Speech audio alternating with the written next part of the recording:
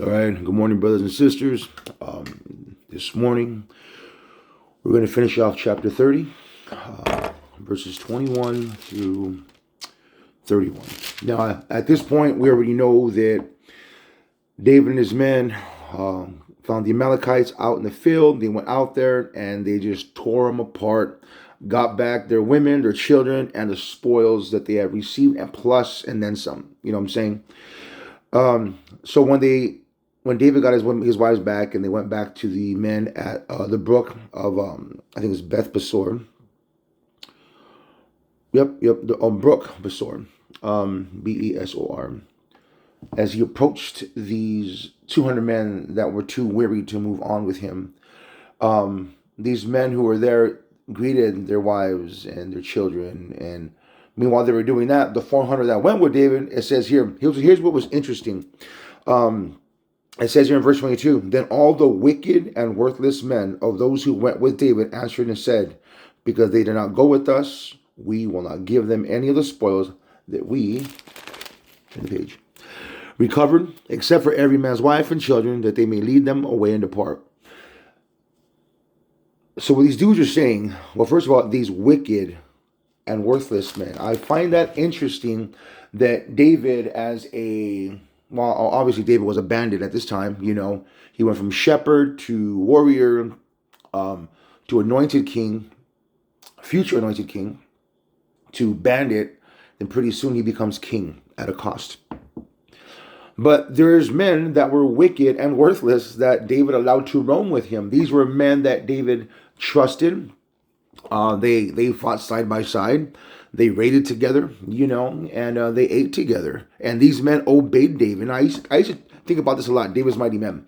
They're from all over the land. They're the rejects of the rejects, but they're also like the convicts and the those in recovery, or the outcast, or whatever it may be. They followed David because they knew David was a great leader. They also knew that David loved his God. They didn't fear David. They reverenced David because they knew that David's God was God. At any time, these guys, and they were going to kill him a little before this. They were about to stone him. David was scared.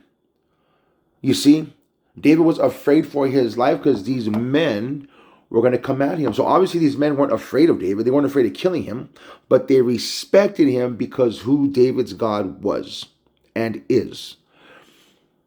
And David did not cast them out because these men came to him. He didn't seek them out. They sought him out as he was seeking out God. This is what I'm trying to word this right. There are many people in our lives that we may not want in our life, but God sends them to us. They might be sandpaper people that God uses that are, like a piece of sandpaper and you're the wood, and he's using them to shape you and mold you into his perfect masterpiece.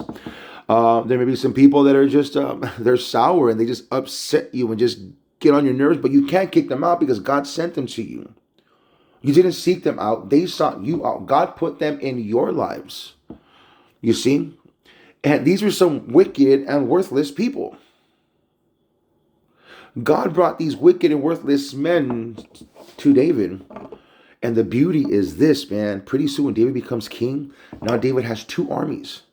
The army of Israel and his mighty men. And there's a couple of stories we're going to catch up in the next, in 2 Samuel. Some crazy wars, man. They get like, bam, and these guys, I'm sorry, I get excited. You got these 600 and you got these thousands upon hundreds of thousands of Israel, and they're like, dude, we got this. So David will send one army here, the small guys, and they'll destroy this part, and he'll send the Israel army of Israel over there. And it's like the mighty men always do 20 times more damage than all these hundreds of thousands of men. But it takes a certain person to be that kind of fighter. You see, they always obeyed David. They always did what David said to do. And and David also led by example also. He was first in the stinking line of battle array. I'm going first to the king, and they would follow the king. You know what I'm saying? But David will go in boldness because he knew who his king was. Jesus, the Lord. And so he went in boldness because if I die for a purpose. Sorry, I'm getting ahead of myself. I'm getting a little bit excited. But anyway, here was these men. And they said, man, just give them back their wives and kids and Boom, kick rocks, get out of here. And David was like, you know what, man?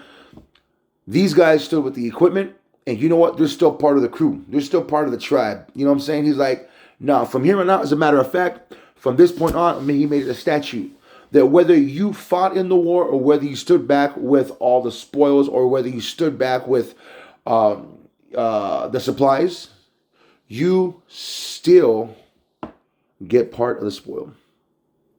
I love that. Everyone has a job and duty. Maybe you protect the supplies. Maybe you go and protect the king. Maybe you protect the commander, whatever it may be. But you're all part of the same crew. We live together. We die together. We eat together. We dine together. So it's like, I like that. David made everybody equal. Those who guarded the supplies and those who went and fought. So it blesses me, brothers and sisters, this morning. I told you at the beginning of the year that my life was going to be a crazy year of warfare, and I'm going to the ringer now, and my family too, my kids, and it's just like I keep making mistake after mistake, and I'm just trying to get ahead of the army and lead by example, and I just feel like I'm dropping the ball. But it blesses me because I'm not a wicked and worthless man.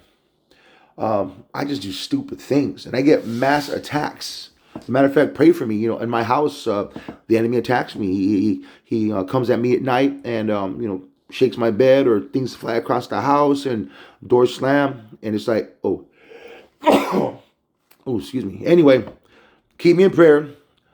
Enjoy your weekend. Pray for my kids. All right, and I love you. Thank you all. Hey, choose wisdom over the world. God bless.